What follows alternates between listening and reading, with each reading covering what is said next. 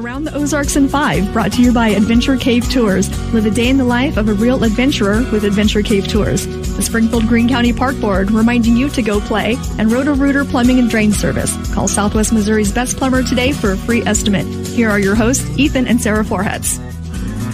All right, good morning to you on Wednesday. Hope your week is going swell. I hope you're having a great week, and we're going to get started with a little news this morning. All right, a new judge will likely be taking over the Kylan Mabins case. He is the Springfield Public School quarterback who transferred from Kickapoo to Glendale High School, thus losing eligibility to play for one school year during his senior year, no less. Mabins then filed suit saying that he transferred due to a hardship, including racial discrimination, that he says was happening at Kickapoo. Both SPS and the Missouri State High School Activities Association 3 times upheld the district's findings that Mabins was ineligible to play, but then a Greene County Circuit Judge, Derek Ancrum, issued an injunction in favor of Mabins playing. So now the new part is that a new judge will be assigned to the case at the school's request, which has the legal right to request a new judge. So we'll keep you posted on how that turns out. You might remember the case of the missing Alabama teenager, Natalie Holloway, that happened in 2005. She went missing during a senior class trip, a high school senior class trip in Aruba. The primary suspect was Joran Vandersloot, who was a Dutch teenager who Holloway met while on the trip. New today, Vandersloot is expected to plead guilty in her death after pleading not guilty to extortion and wire fraud charges earlier this summer. Authorities say that he's expected to reveal new details about how she died as part of a plea agreement expected to be unsealed today after all these years. Wow, that's big because, man, that captivated the country for a long time, a number of years when she disappeared. And just the sickening feeling of not knowing what happened. Yeah. I mean, I think that they, sometimes you can't actually assume that someone has passed away. You can't assume that because there's just no evidence. And I think in this case, eventually it got to the point where they knew that she was deceased, but with no idea as to what happened. Man, well, that's going to be, imagine how difficult that would be for the family to have to hear him explain what happened. And then you wonder, is he telling the truth now, or is he trying to make it better somehow? Yeah, apparently he was also convicted. Was he convicted?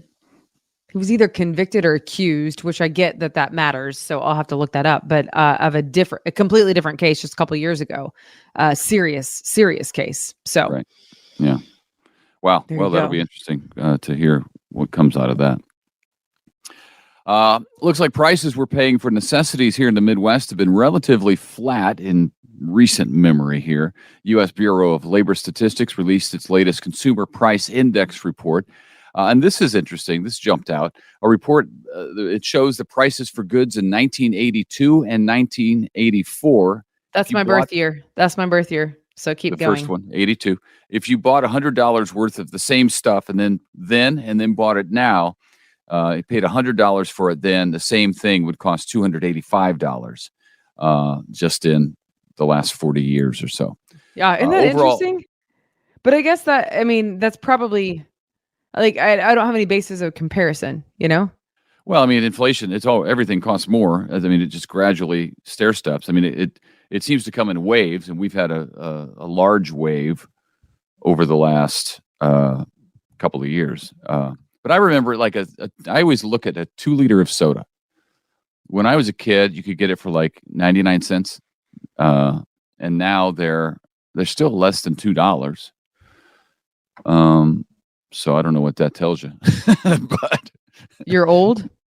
Just kidding. But I can remember my mom sent me up to the Clark station to get a 2-liter. She liked Pepsi, and we drank Pepsi growing up. I'm a Coke guy now. At any rate, consumer prices in the Midwest, we digress, advanced 3.2%, up mainly because of a jump in food prices, as we all painfully know. But energy prices dropped in the short term here. We're seeing gas prices come down.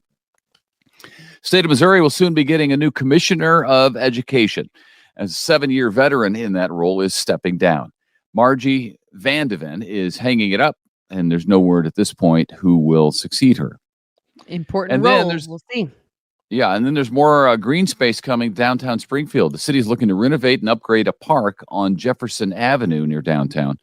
If you'd like to weigh in on what you'd like to see there, now's the time. You can go to the city's website to comment on improvements made to Jubilee Park. For now, the city is planning to remove some of the stone walls and planters and patio spaces to make a more green space. And part of that is safety concerns, honestly, because it's on the outside, it's elevated, so you can't see what's happening on the inside in some locations, and it's a bit of a safety issue as police are trying to cut down on crime. Yeah. All right. The public turned out to hear about possible plans for the Springfield Airport and offer their opinions on it. Airport leaders say they are looking 5-10 years down the road, since air travel out of the Springfield Branson National Airport has surpassed 1 million people last year per year. So we'll keep you posted on what they decide there. That's exciting.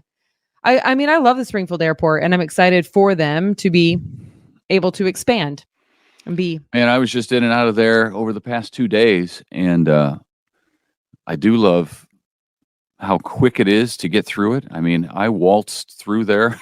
It was nice. Yes. And got there, you get there. I'm not advising everybody do this, but you can get there like 10 minutes before you board. And, You got there 10 minutes before you boarded on a work trip? a little. That's a close to that. fireable offense, sir. If you wouldn't have made it, you would have been in big trouble. No, we know how it works. So it's fantastic. I, meanwhile, flew out of Kansas City. TSA and had to park off site, had to catch a shuttle to get to the airport, had to write down where I parked because I didn't want to forget that. That would be miserable. Had to sit on that shuttle for 17 stops to pick up other passengers. 17. Nice. How do I know? Because I counted, and I thought I counted 17. Then I asked the driver, and she said, she was super kind. Yes, ma'am, there are 17 stops. I was like, oh my gosh. Anyway, yes, please, Springfield, continue to do what you need to do to keep us hopefully flying out of there and start driving to Kansas City. The same sort of deal at the Dallas airport. I had to get there early, and although it went by, I didn't have to get there as early as I got there. So I had to return a rental car, and I thought that was going to take longer than it did because it took a while to get to the rental place. Right. All right. All right. Casper's, of course, the longtime Springfield staple of a restaurant. They got a new location on Glenstone, which is in the former Anton's Coffee Shop building. So now there is word on what is going to go into the old Casper's building, which of course was on West Walnut. Yeah. It's interestingly, I would like to say that I have a big vocabulary, but I don't, because I didn't know what those were called until I saw you say or heard you say it once. Mm-hmm. Yeah, I almost never heard of it. I was got to be honest with you. I was offered a job. I went to a TV station in Helena, Montana for an interview one time, very early on in my career. And that would have been early, right out of college. Yeah, it was too small. And I knew it. It's a long story. I got something in my throat. But anyway, it was in a Quonset hut. And I was like, I don't think this is... The TV station was? Yeah. I don't think that's right for me. But I tell you what, had I taken that job, I would have some really good stories to tell right now, I bet. Yeah, you sure would. Anyway, so we now know what's going into that hut, which is... It's going to be called, are you ready for this? The Chubby Wizard, which is a funny name. Okay. What is it, you ask? It's a skateboarding shop and smoke shop. Okay. There you go. Smoke shop, skateboarding shop, the Chubby Wizard, right there on West Walnut Street in the hut. The owners say they're excited about that location because it is close to a number of popular skating destinations in town. We'll be in there opening day. I know, that's exciting. Yeah, I can't wait. Sounds like our kind of place. Hey, but you know what? There's a big skateboarding community, honestly. Yeah, because we do have just saying us. Yeah. It's just funny that. Anyway, there you go. Hey, here's an interesting concept. Speaking of downtown Springfield, a new bar and grill's opening there with a giant. One of the attractions is giant soft pretzels and alligator tail bites, which taste like chicken. I don't know if you know that. It's called The Vault on South Avenue, and they're going to have arcade games, pool tables, slot machines, things like that. And they're going to open, I think, later this month, maybe early next month. So Yeah, alligator tail bites. I don't know about that.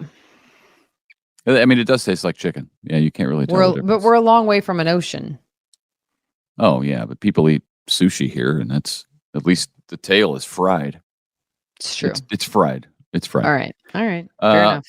Tomorrow, the public is invited to a naturalization oath ceremony. You've covered a bunch of these, and they are they're moving. They're cool. If you've never been to one, it's worth checking out at some point in your life. The ceremony is taking place Thursday, tomorrow, Juanita K. Hammonds Hall for the Performing Arts at 11:30 in the a.m. Free to get in, and it lasts about an hour. But these are I'm people telling you, you need to go.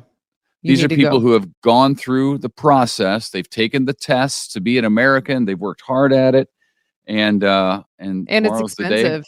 I mean, to get to that point, not the ceremony. I mean, but to get to that point, they've spent some money, taken lots of tests, like you said. But it is one of the coolest things, one of the coolest stories that I've ever covered. Yeah, it's neat. Yes. It's tradition and patriotism and all of that, because I mean, there's a lot of talk about people who come into the country the wrong way, but these are folks who have done it the right way. So it's which, by the way, did you know that they have to denounce their former country? Did you know that, sir? I do. Yeah, I did know that. I remember that from one of the stories. Yeah. Which is like so hard. Can you imagine? Seems strong. Man, yeah. It was like painful for me to like have to hear them say that, but really moving. I don't know. You know what? I might take the kids tomorrow. I don't know. If possible, I might take the kids. I don't know what we have going on tomorrow. Let's be honest. I don't know what we have going on today. All right. Homecoming kicks off Friday at Missouri State University. Good times throughout the weekend. The culmination will be on Sunday night at the Great Southern Bank Arena with country music band Alabama. They're great. Alabama's great. It's been a minute since I've listened to them, but I do remember Alabama. Anyway, they're also having a big celebration plan for the 1973 college graduates because, can you believe it? Celebrating their 50th reunion. That's exciting. Most of the big activities for homecoming are on Saturday, of course, including the Band of Bears Homecoming Parade. That's at 9 a.m. Saturday morning on John Q. Hammonds Parkway. Plus, fans can get a sneak peek of the 23-24 Bears and Lady Bears basketball teams. So that's fun. Lots of festivities, honestly, so you can check them all out on Missouri State's website and make your plans to attend. Yeah, should be go fun. Bears. All right. Friday night at 7 p.m. also at Ozark Empire Fairgrounds, you can go see some real life cowboys and cowgirls, which will be fun. The MRCA has an annual membership of 600 cowboys and cowgirls who compete in 9 standard events. So this is what you can watch: bareback, saddle bronc, bull riding, calf roping, over 40 calf roping, breakaway roping, steer wrestling, team roping, and barrel racing. Wow. Old-fashioned rodeo. There you go. Good times. But without no out bulls. of those, Sounds like no bulls, right? I would for sure do steer wrestling. You would do that?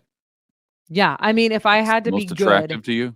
if I had to be good at one of those events, that one would be super cool. And I feel like it would be a good time. I feel like those are probably my kind of people. I think roping would be. I'd like to try that, because I think I could learn to be good at it. I mean, it's just practice, right? But that'd be cool to do. Hitting a moving target quickly like they do, it's pretty impressive. Yeah. Bareback riding would also be super cool. Bareback riding sounds horrific. If I was a bareback rider, I would make you take lots of pictures of me while doing said event. I'd be make sure you get pictures. I'd be there with the camera, because there's no way I'm getting on a horse bareback. Right. It's ridiculous. Anyway, so there you go. That is at the Ozark Empire Fairgrounds Friday night. Sounds good. All right. Well, happy Wednesday, everybody. Yeah. Have a fantastic day, and we'll see you right back here tomorrow. Bye. Bye. It's time for Around the Ozarks Wake Up Weather, sponsored by Scooters Coffee. Here's your host, meteorologist Abby Dyer. Good morning, everybody. Welcome to your Wednesday. It is going to be a beautiful day in the Ozarks, one of the best yet. So make some plans to get outside at some point today. I have a high temperature that will make it to the low 70s, plenty of sunshine, and it's not as cold early this morning. We had such chilly temperatures around yesterday, and today we're dealing with more normal numbers for this time of the year. Near normal temperatures, that means low 70s for us here in the Ozarks in the middle of October. We're starting to see some of that beautiful fall color. I mean, these are really those peak fall days where you just got to get out and take advantage. It's not too cold yet. Really, what I'm talking about is a nice day ahead for the afternoon. Cold front on the way, though, and that actually gets here late overnight tonight into early tomorrow. It's pushing into the region. There is not a whole lot of moisture in the Ozarks. We have sunny skies to start you off on this Wednesday, and then cloud cover will build in as the day wears on. We may be able to squeeze out a few raindrops here ahead of this cold front tonight.